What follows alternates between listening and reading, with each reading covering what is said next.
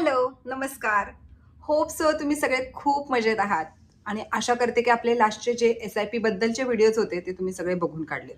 कारण खूप महत्त्वाची इन्फॉर्मेशन मी त्या व्हिडिओजमध्ये दिली आहे आणि आज पण अगदी तसाच धमाकेदार टॉपिक मी घेऊन आली आहे. खूप लोकांना असं वाटतं की पर्सनल फायनान्स किती अवघड आहे, किती ते कॅल्क्युलेशन, किती ते गणित, आम्हाला खूप जंबलिंग होतं. ते पैशाचं मॅनेजमेंट म्हटलं की आमचं डोकं फिरतं.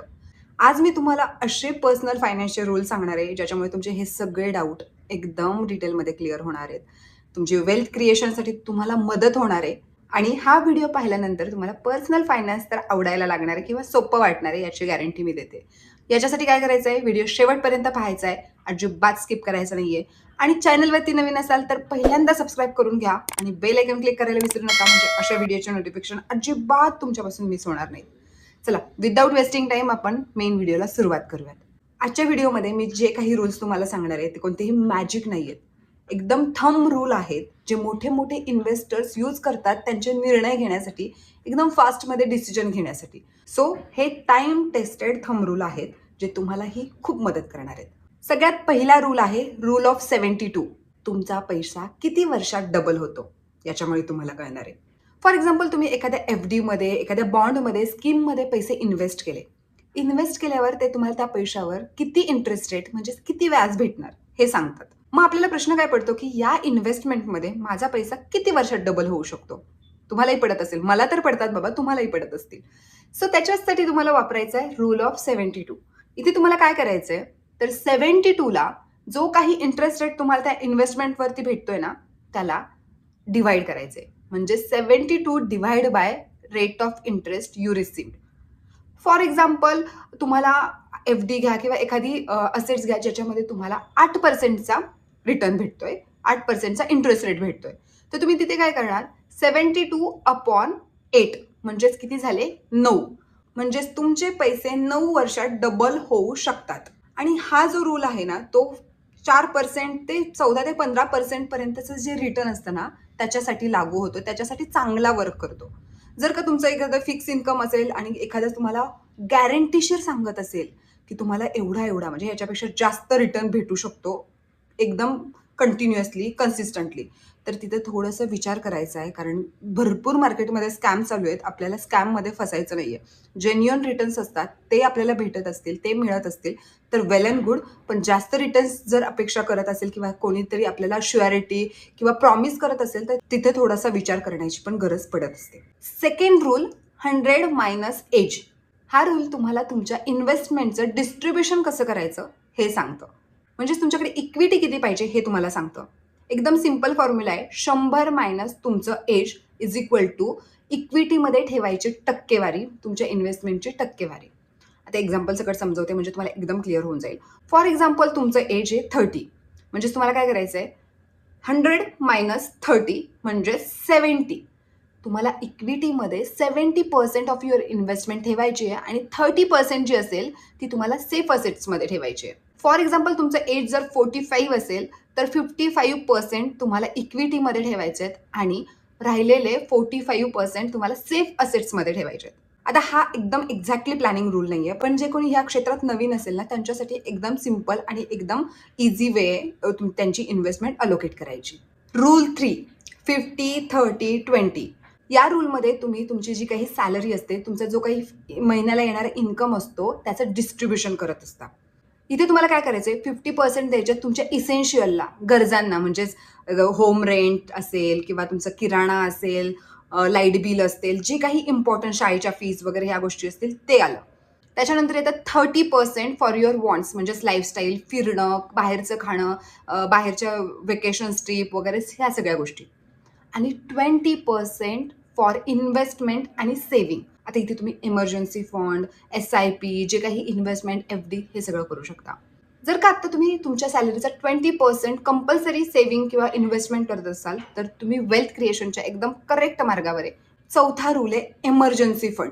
आता कधी कोणावर, कोणत्या वेळी, कशा प्रकारची इमर्जन्सी येईल कोणालाच माहीत नसतं. मला नाही, तुम्हाला नाही, कोणालाच माहीत नसतं. मग अशा वेळेस आपल्याकडे इमर्जन्सी फंड असणं फार गरजेचं आहे. आता तुम्हाला इमर्जन्सी फंड कमीत कमी किती ठेवायचं, तर तुमचा 6 महिन्याचा जो काही खर्च असेल ना, तो तुम्हाला ॲज अ इमर्जन्सी फंड ठेवायचा आहे. आता फॉर एक्झाम्पल, तुमचा प्रत्येक महिन्याला 25,000 खर्च होत असेल सगळं धरून, तुमचं जे काही होम रेंट असेल, किराणा वगैरे वगैरे सगळे इसेन्शियल गोष्टी सगळं धरून 25,000 खर्च होत असेल, तर तुम्हाला इमर्जन्सी फंडमध्ये ऑलमोस्ट ₹1,50,000 असलेच पाहिजे. आता हे पैसे तुम्ही घरात ठेवणार का? ठेवू शकता, तुमची चॉईस. पण जास्त प्रेफरेबल कुठे असेल, की आपल्या त्या पैशाची व्हॅल्यू जेवढा काही पिरियड आपण ठेवणार आहे, तोपर्यंत वाढली पाहिजे अशा ह्याने. तर इथे तुम्हाला हाय इंटरेस्ट सेव्हिंग अकाउंट असतात, लिक्विड म्युच्युअल फंड्स असतात. आता हे मी का सांगते, कारण इकडनं तुमचा पैसा लगेच काढता येतो. इमर्जन्सी फंड म्हणजे इमर्जन्सीला लगेच तुम्हाला अवेलेबल राहायला पाहिजे तो फंड. सो हे सेफ ऑप्शन्स आहेत.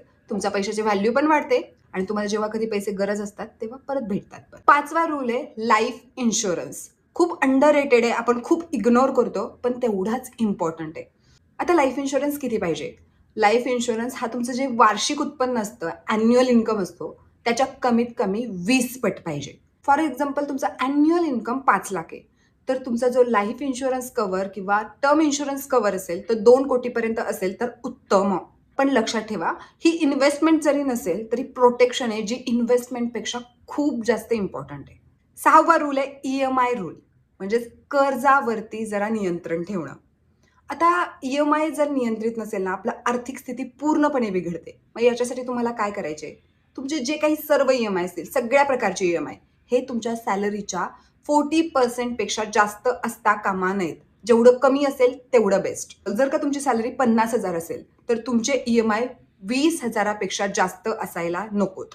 असं केल्याने ॲटलीस्ट आपला थोडा तरी आर्थिक ताण कमी होतो. 7वा रूल आहे रिटायरमेंट प्लॅनिंग. आणि रिटायरमेंट प्लॅनिंग म्हटलं की अक्षरशः डोक्यातच मुंग्या येतात. असं होत असेल. पण आज मी एकदम सिंपल, एकदम साधा फॉर्म्युला सांगणार आहे, जेणेकरून तुम्ही तुमचं रिटायरमेंट नंतर तुमच्याकडे किती कॉर्पस असायला पाहिजे, हे कॅल्क्युलेट करू शकताल. याच्यासाठी तुम्हाला काय करायचं आहे, तुमचा जो वार्षिक खर्च असेल, म्हणजेच तुमचा दर महिन्याचा खर्च असेल, त्याला इंटू 12 केलं की तुमचा वार्षिक खर्च निघेल. वार्षिक खर्च इंटू 25 करायचं, म्हणजेच तुमचं रिटायरमेंटचं कॉर्पस. जेव्हा कधी तुम्ही रिटायरमेंटचं प्लॅनिंग कराल, तेव्हा तुमच्याकडे एवढा कॉर्पस असायला पाहिजे. काय आहे फॉर्म्युला? वार्षिक खर्च इंटू 25.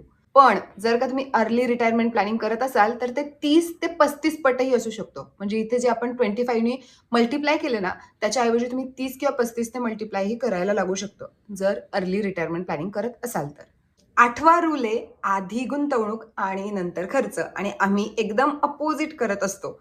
हो ना? तुमचं कसं असतं, की पहिलं सॅलरी आली, की पहिला सगळा महिन्याचा खर्च काढायचा, काय-काय खर्च होतो सगळं करायचं आणि त्याच्यानंतर मग गुंतवणुकीकडे, इन्व्हेस्टमेंटकडे लक्ष द्यायचं.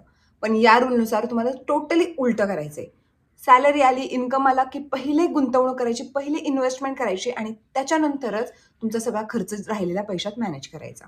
आणि गुंतवणूक कशी करायची? जी आपण 50, 30, 20चा रूल बघितला, त्याच्यानुसार 20% जे आपण अलोकेट करणार होतो इन्व्हेस्टमेंट, सेव्हिंगसाठी, त्याच्यानुसार तुमची गुंतवणूक करायची. मग राहिलेल्या पैशात तुम्ही तुमचं जे काही असेल, वॉन्ट्स, नेसेसरी गोष्टी सगळं मॅनेज करायच्या. आणि 9वा रूल आहे, शेवटचा रूल, तो आहे इन्व्हेस्टमेंट फ्रेमवर्क. तुम्हाला 3x3x3च्या टप्प्याटप्प्यामध्ये तुमची इन्व्हेस्टमेंट करायची आहे. पहिले 3 ज्याच्यामध्ये तुम्हाला तुमचे इमर्जन्सी फंड, इन्शुरन्स आणि जे काही लोन असेल त्याला नियंत्रित करायचं काम करायचंय. पुढच्या 3 मध्ये तुम्हाला तुमचं रिटायरमेंट प्लॅनिंग, गोल्ड आणि स्टॅबिलिटी असेट्स, सेफ असेट्समध्ये इन्व्हेस्टमेंट करायची आहे. आणि त्याच्यानंतरचे शेवटच्या 3 मध्ये तुम्हाला equity, mutual fund, real assets याच्यामध्ये तुम्ही विचार करू शकता. आता याच्यामुळे काय होतं, तर तुमचा जो पोर्टफोलिओ असतो, तुमची जी इन्व्हेस्टमेंट असते, ती थोडी बॅलन्स्ड राहते. म्हणजे कधी पण असं जर जेव्हा मार्केटचा फॉल चालू असेल, तर त्यावेळेस जे तुम्हाला फिक्स रिटर्न देणारे एफ-डी वगैरे असतात, ते तुम्हाला फिक्स रिटर्न देतात. त्याच्यामुळे तुमच्याकडे पैसा किंवा तुमचा पोर्टफोलिओ चांगला राहतो. आणि जेव्हा चांगला अप ट्रेंड असतो, तेव्हा इक्विटी, म्युच्युअल फंड हे तर तुम्हाला चांगल्या रिटर्न्स देतच असतात.